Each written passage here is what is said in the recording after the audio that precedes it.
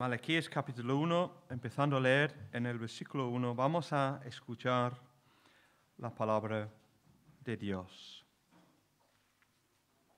Profecía de la palabra del Señor contra Israel por medio de Malaquías. Yo os he amado, dice el Señor, y dijisteis, ¿en qué nos amaste? ¿No era Esaú hermano de Jacob, dice el Señor, y amé a Jacob? Y a Esaú aborrecí, y convertí sus montes en desolación, y abandoné por heredad para los chacales del desierto. Cuando Edom dijere, nos hemos empobrecido, pero volveremos a edificar lo arruinado. Así ha dicho el Señor de los ejércitos, ellos edificarán, y yo destruiré.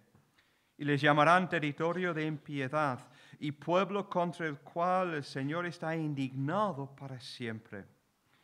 Y vuestros ojos lo verán. Y diréis, sea el Señor engrandecido más allá de los límites de Israel. Amén. Así leemos en la palabra de Dios. Nosotros lo que vamos a hacer a lo largo de varios domingos es poder ver en detalle o con más detalle este libro, pero lo vamos a ver en conexión, claro está, del contexto que ya hemos ido viendo a lo largo de varios domingos. Hace ya bastante tiempo que empezamos con el libro de Esdras, y pudimos ver la vuelta del exilio, cómo levantaron el templo, Nehemías, y cómo levantaron los muros de Israel, el pueblo de Dios. Este libro, el libro de Malaquías, fue escrito en esa época, en el tiempo de Nehemías.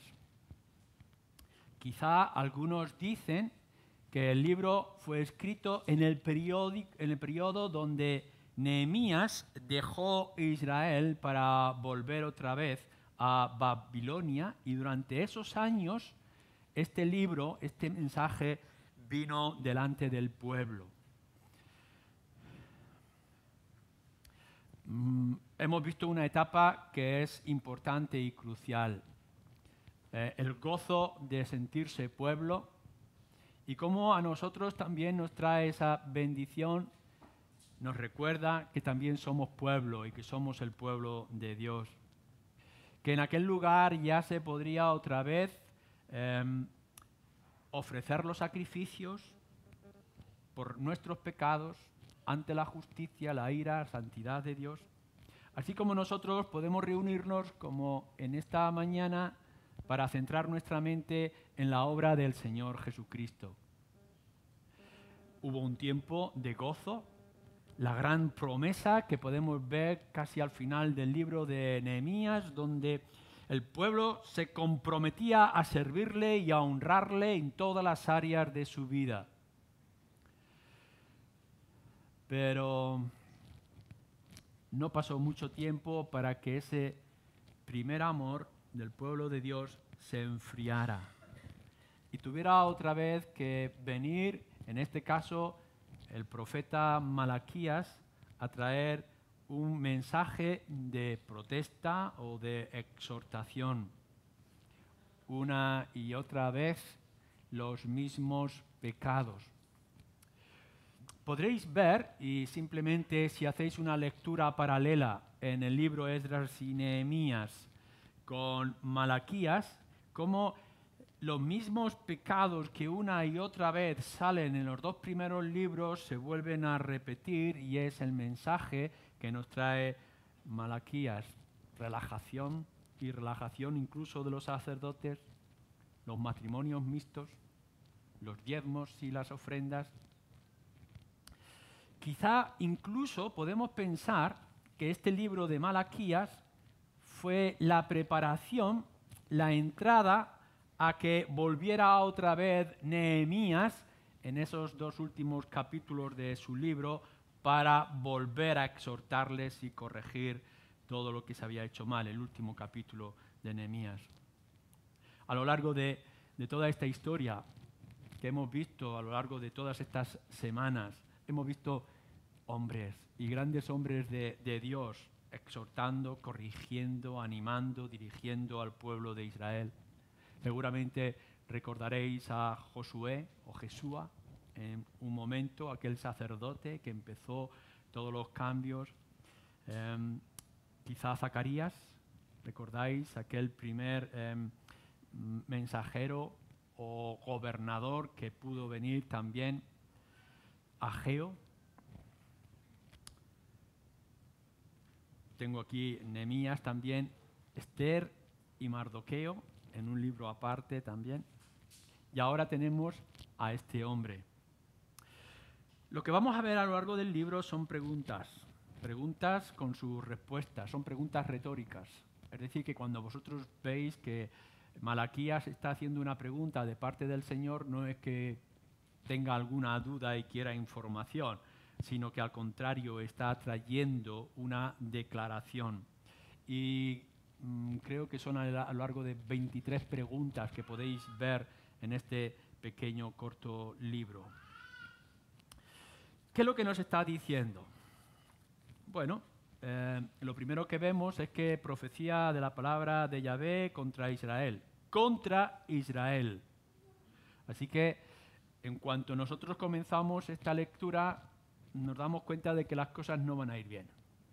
O que no van a ir bien a nuestro oído, no van a ir bien a nuestro corazón. Porque no es una declaración de esperanza, de gozo, etcétera, sino que es una protesta. Tengo algo contra ti. Podemos recordar aquellas palabras que vienen en el libro de Apocalipsis y en el último libro de la Biblia, cuando a las 7 iglesias de Asia tiene que decir, tengo estas pequeñas cosas o estas otras muchas cosas contra ti. Y habla de las diferentes o a las diferentes iglesias.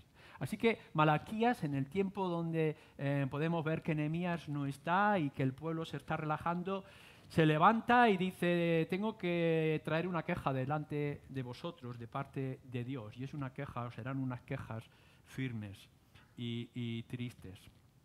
Pero aún así, en medio de este comienzo, de esta queja de parte de Dios o de parte del profeta, tenemos nuestra primera situación. Nos vamos a centrar en este versículo 2, que creo que es la base principal para poder entender el resto del libro. Dice así, profecía de la palabra de Yahvé contra Israel por medio de Malaquías. Yo os he amado, dice Yahvé. Y dijisteis, ¿en qué nos amaste? Vuelve a responder, ¿no era Esaú hermano de Jacob? Dice Yahvé. Y amé a Jacob y a Esaú aborrecí. Lo primero que nosotros tenemos que pararnos por un instante, que es también para nosotros mismos, es el hecho extraordinario y la bendición inmensa que es tener un mensajero de parte de Dios o un mensaje de parte de Dios. Esta debería de ser tu primera sorpresa en esta mañana. Antes de poder pasar en el contenido del mensaje, es que tú sepas que Dios tiene mensajes para ti. Que no hay una distancia tan extraordinaria donde Dios no pueda dejar oír su voz, o que no hay una indiferencia de parte de Dios para dejarte en tus circunstancias. El hecho mismo de que Dios quiera hablarte a ti, hablar a su pueblo, hablarnos a través de los profetas o hablarnos a través de las Escrituras, es algo que no podemos obviar o ignorar o poner al margen. Dios quiere hablar, Dios quiere expresarse, Dios tiene un mensaje y quiere que tú lo conozcas. No tiene el deber de hablarte. Y aún así lo hace. Tú sí tienes el deber de hablarle. Tienes el deber de buscarle. pero Dios simplemente lo hace por gracia. Cuando Él deja oír su voz y te dice, tengo algo para ti, no podemos hacer otra cosa sino gozarnos de que Dios, el Creador, nuestro sublime Señor y Hacedor, quiera dirigir unas palabras a hombres y mujeres como nosotros. Lo que nos está diciendo es que no podemos vivir, no podemos ser, no podemos mantenernos si no tenemos la palabra de Dios. No podemos ser independientes a la palabra revelada de Dios. Podemos estar, y así podemos imaginar al pueblo de Israel en aquel momento, haciendo su rutina, cumpliendo con sus rituales, pero de alguna manera han dejado de espaldas las cosas de Dios, aun cuando tienen la Escritura y seguramente la leerían en sus rituales del templo. Pero Dios tiene que venir y tiene que recordarles que debéis de escuchar mi voz. Así, nosotros, aun cuando nos dejamos llevar por lo que es nuestra vida cristiana, no podemos ignorar la necesidad que nuestra alma tiene de ese alimento constante de que Dios nos hable. Y no únicamente para decirnos cosas bonitas y agradables, sino también para escuchar sus quejas y sus exhortaciones. Nuestra tendencia espiritual es a difuminar o a relajarnos o a poner a un lado la palabra de Dios, como vamos a ver en este libro de Malaquías. Y si os dais cuenta, podemos hablar de nuestra propia experiencia, de cómo desde el tiempo que nos convertimos hasta ahora, sí hemos dicho siempre, esta es la palabra de Dios. Fijaros lo que decimos. Esta es la palabra de Dios, sin error, infalible, pero que pasan los días, pasan las semanas, y cada vez ignoramos más y marginamos más la palabra de Dios. Decimos que tenemos palabra de Dios y es una gran bendición, pero no tenemos oídos del alma para escuchar la palabra de Dios. Así que no os extrañe que cuando en algunas ocasiones toméis la palabra de Dios para leer, a ver qué es lo que Dios os dice, esos versículos que leéis os produzcan temor y temblor, porque es la palabra de Dios protestando o quejándose hacia vosotros mismos. El enfriamiento espiritual es constante.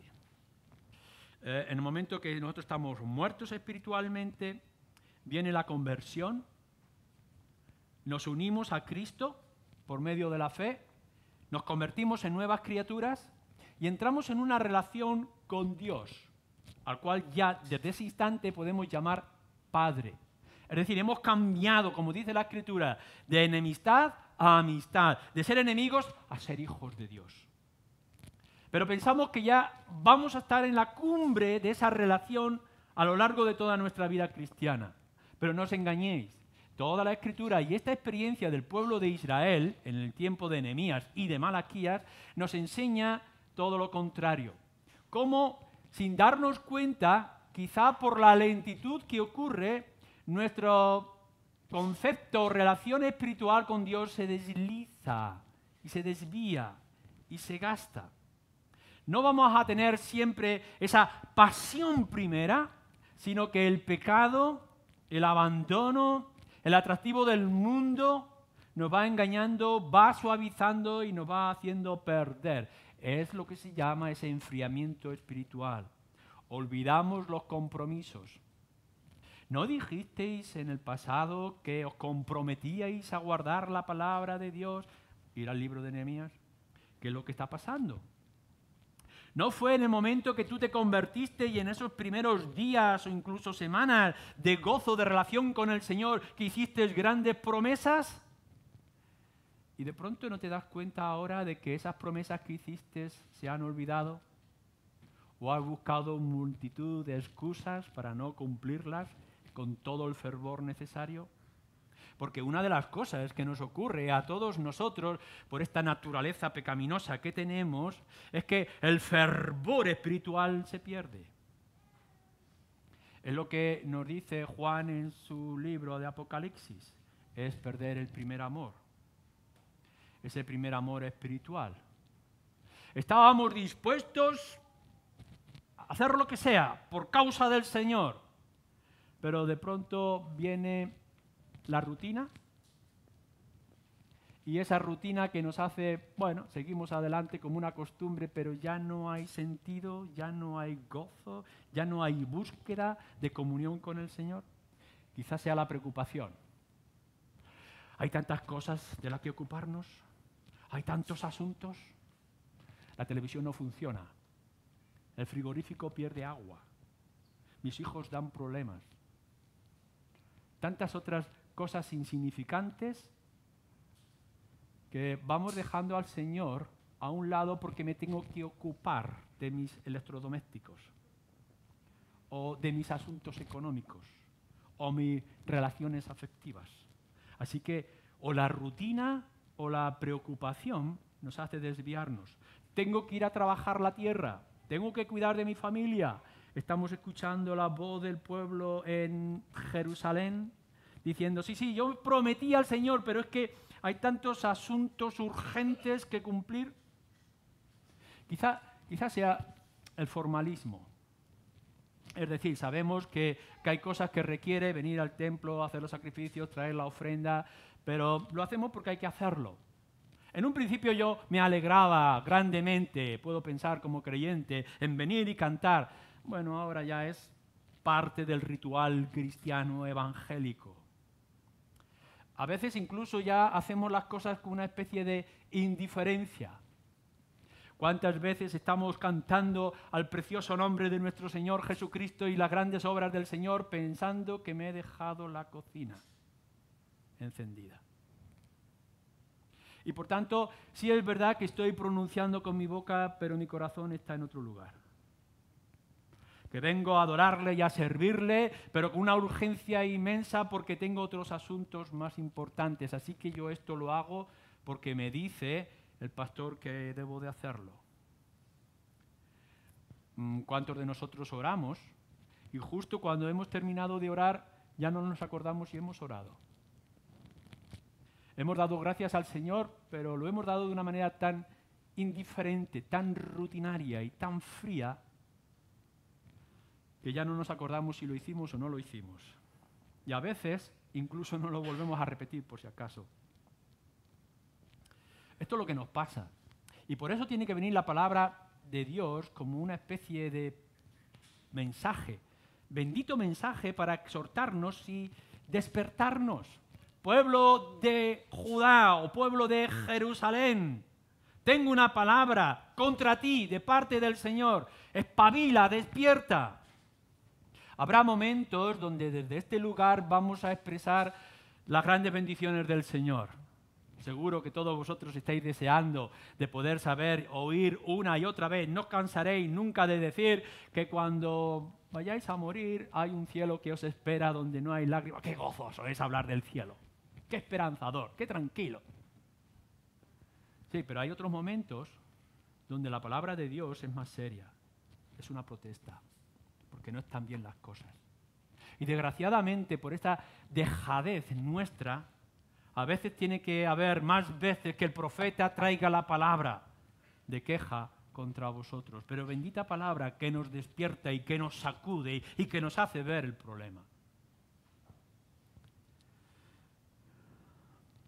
La palabra que nosotros tenemos aquí, que está trayendo Malaquías, es una palabra al pueblo.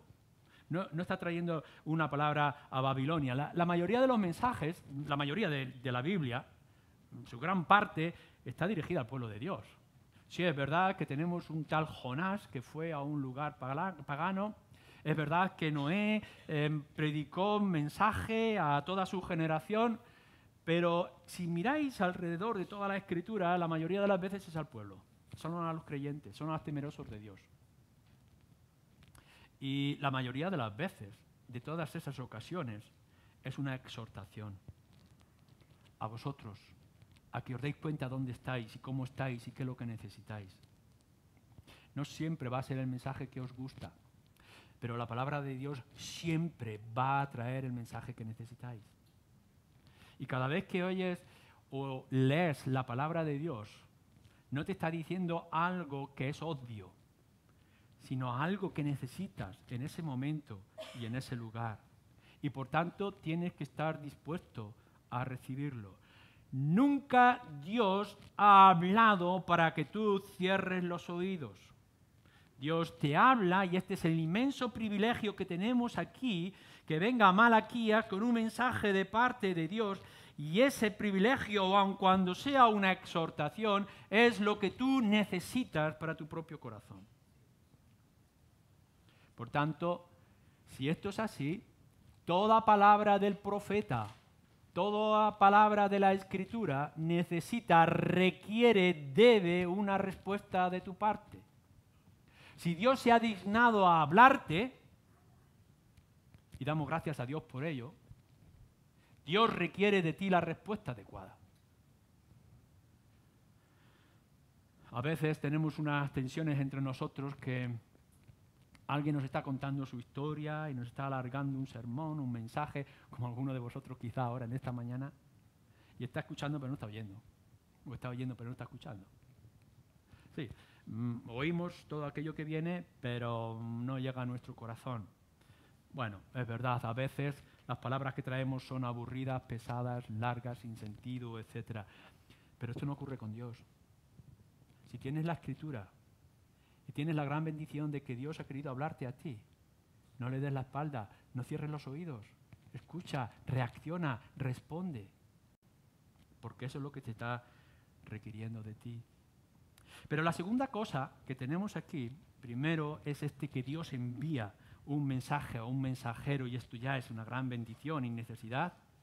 Es que fijaros que nuestro versículo 2 lo que nos dice es que Dios envía a su mensajero para decirnos que nos ama. Pero esto debería de ser obvio. Dice así Malaquías, de parte de Dios: yo os he amado, dice Yahvé. Si grande era la bendición de saber que Dios quiere hablarte a ti y quiere hablarnos a nosotros, qué doble bendición es saber que Dios se dirige a ti y te dice que te ama. Que el Creador, lo más grande que podamos imaginar, el Señor de la creación, quiera tomar a un siervo como Malaquías y acercarse a un pueblo como el de Jerusalén y decirle a un hombre o mujer como aquellos: te amo.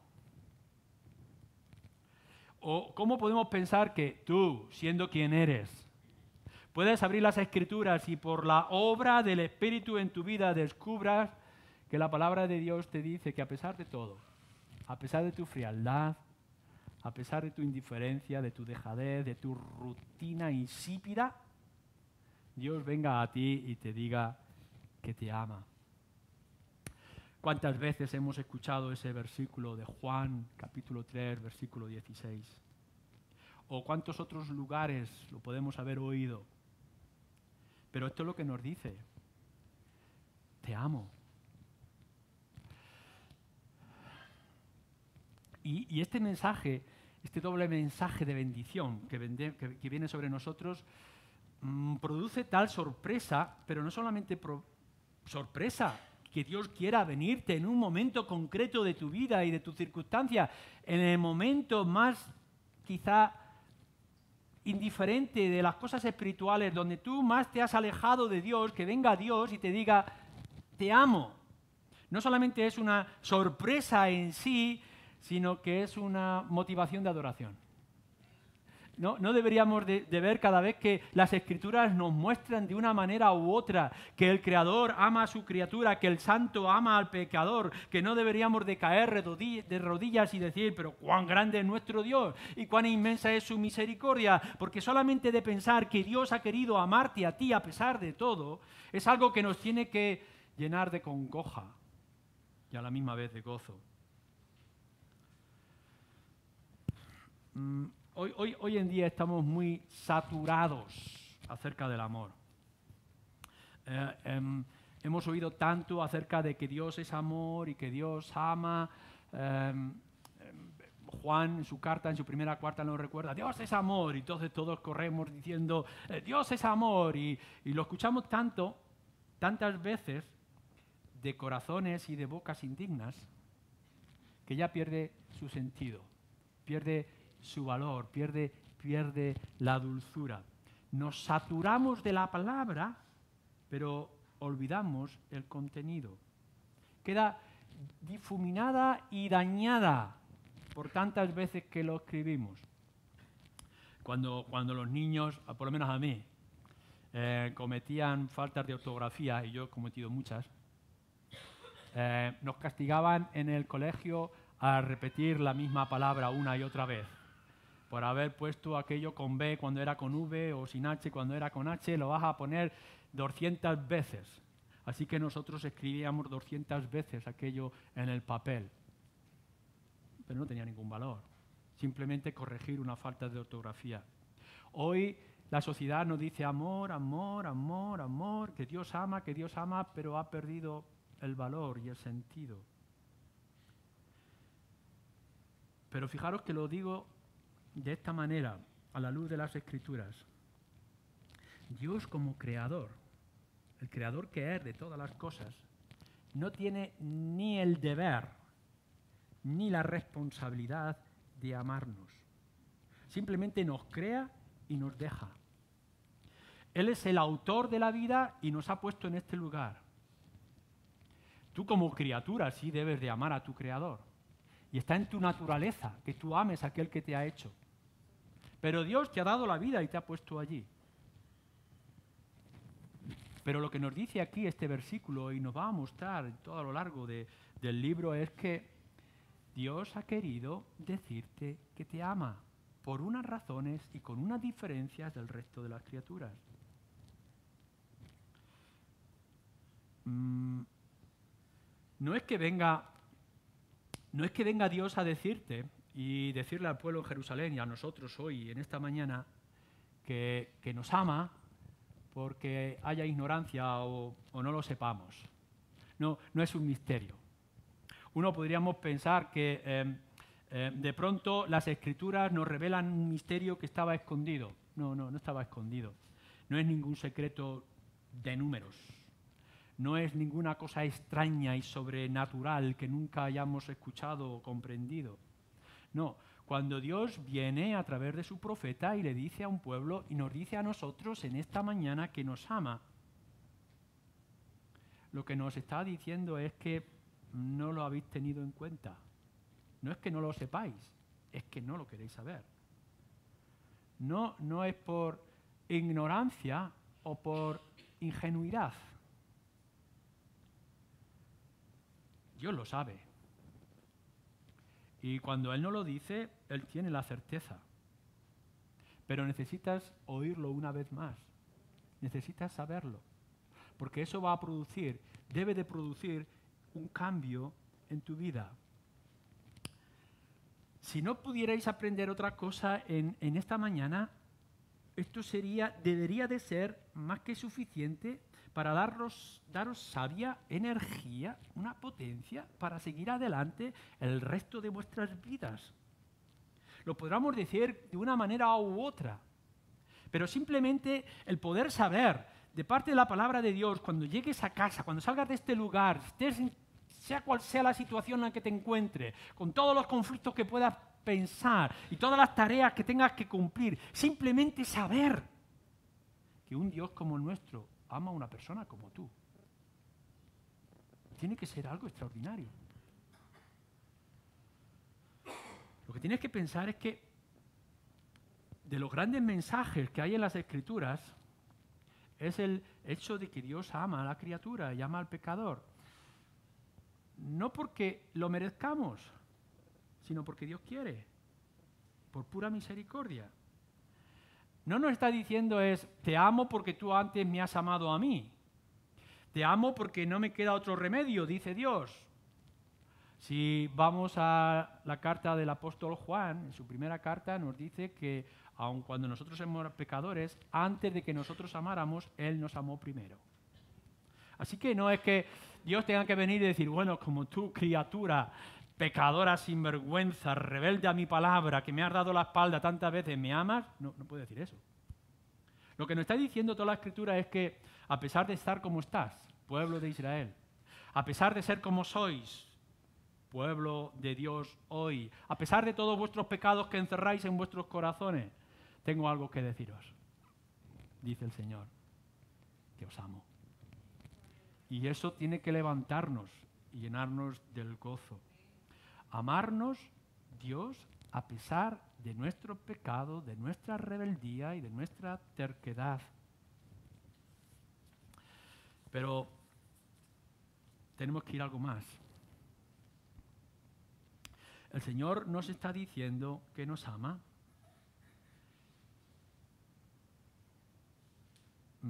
A pesar de nuestro olvido, de nuestra ignorancia y de nuestro desprecio. Cuando hay un matrimonio de pasión, de amor, de intimidad, de búsqueda, de comunicación, casi no sería necesario repetir estas mismas palabras porque los hechos lo muestran y lo manifiestan. Se siente la dulzura de la pareja o del afecto de los padres con respecto a los hijos. Se nota en el ambiente. Pero cuando el ajetreo de la vida diaria, los desórdenes emocionales, las infidelidades mentales del corazón enfrían la relación,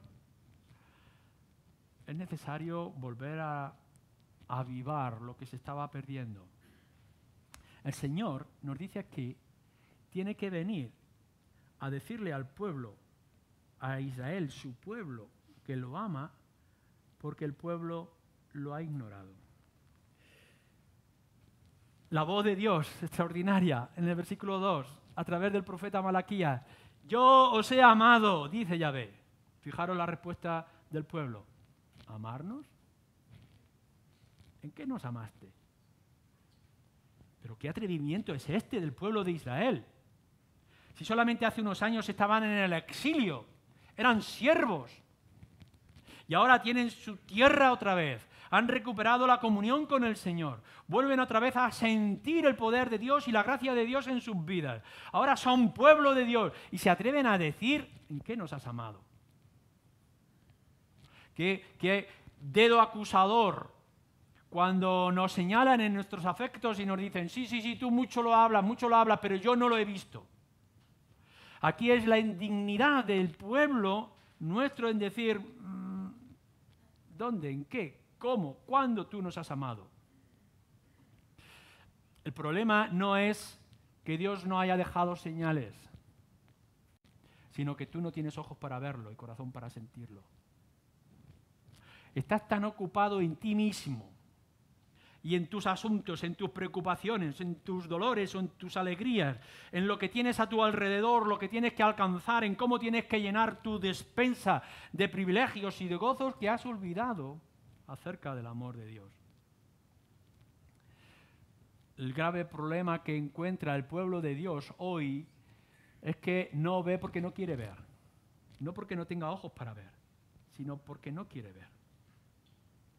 Y se enfrasca en tantas cosas a su alrededor que no puede ver y reconocer que todo lo que somos y todo lo que tenemos a nuestro alrededor es por la obra del Señor. No faltan evidencias del amor de Dios. ¿Acaso no recuerdas cuando en otro tiempo vivías de espaldas a Dios? ¿Eras como un muerto andante? ¿No había sentido para las cosas espirituales? O a lo mejor eras un esclavo de la idolatría, de esa religión que no te llevaba a ningún sitio. Y de pronto has sentido el poder de la luz en medio de tu ceguedad. O cuando sentías aquellas cadenas que te ataban a los vicios y pasiones de este mundo y descubriste que por el poder del Espíritu aquellas cadenas eran rotas y de pronto te sentías libre. porque la verdad te hacía libre.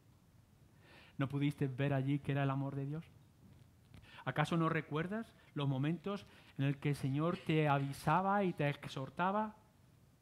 Pero a lo largo de tu propia vida cristiana, ¿cuántas veces te has visto en apuros inmensos y aun cuando las pruebas hayan sido difíciles, el Señor te ha dado la salida?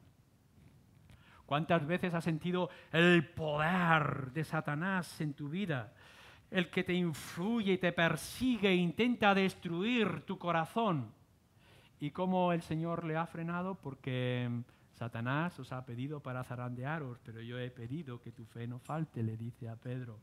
¿Y no es esta tu experiencia tantas veces que podías decir, si yo hubiera estado solo, realmente habría caído en las garras del diablo? Pero no ha sido así porque el Señor me ha sostenido.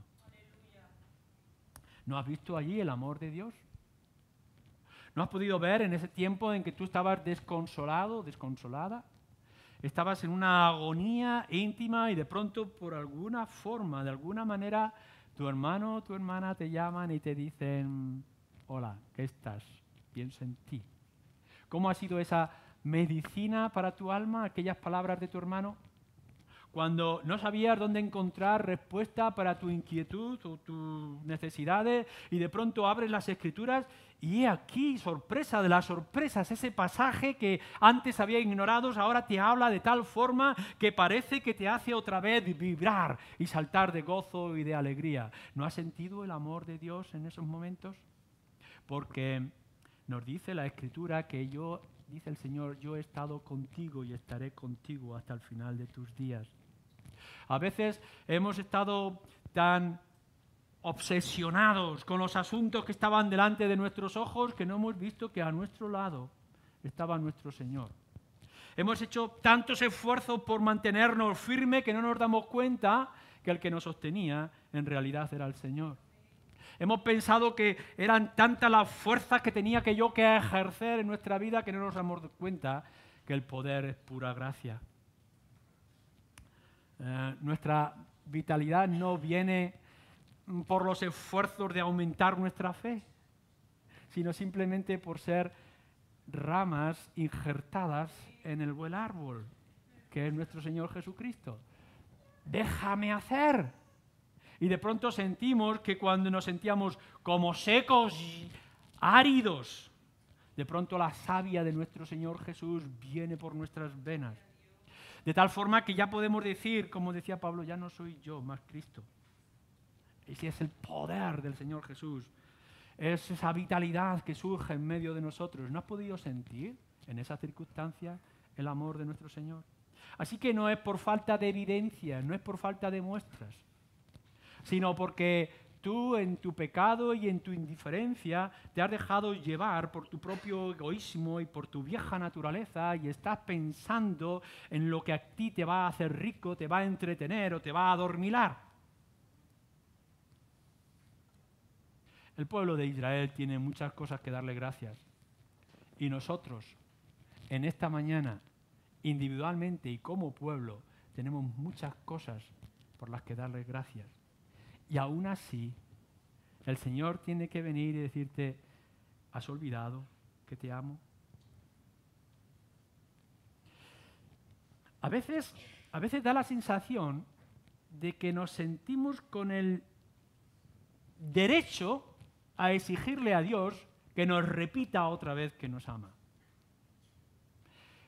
Como si nosotros pudiéramos exigirle más muestras del amor al Señor. Pero la Escritura nos muestra todo lo contrario.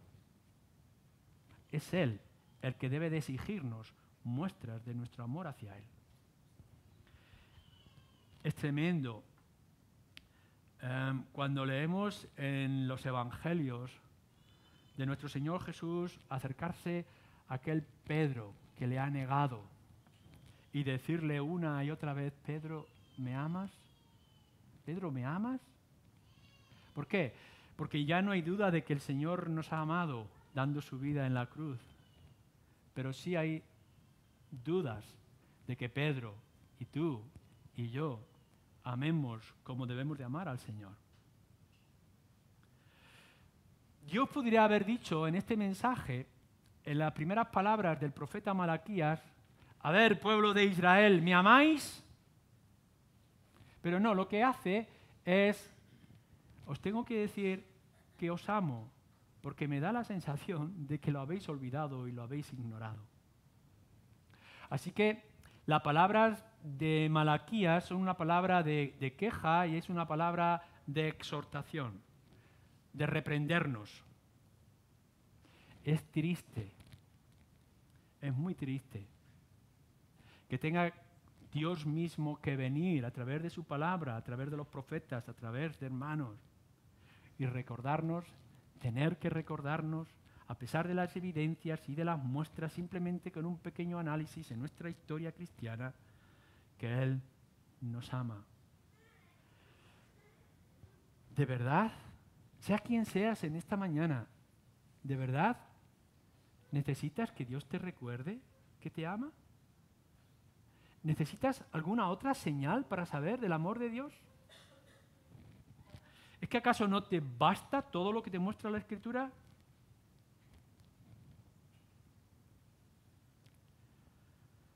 No es porque no tenga los ojos, quizás es porque no tienes el interés. Aún así, yo quiero terminar recordándotelo. Quiero recordarte la gran historia del Evangelio.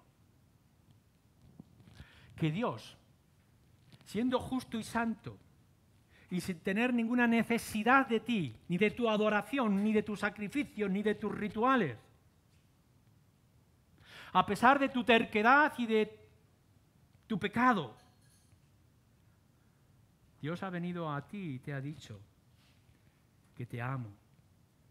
Y te ama de tal manera que dice que ha dado a su Hijo unigénito para que muera en la cruz y tú puedas ser salvo.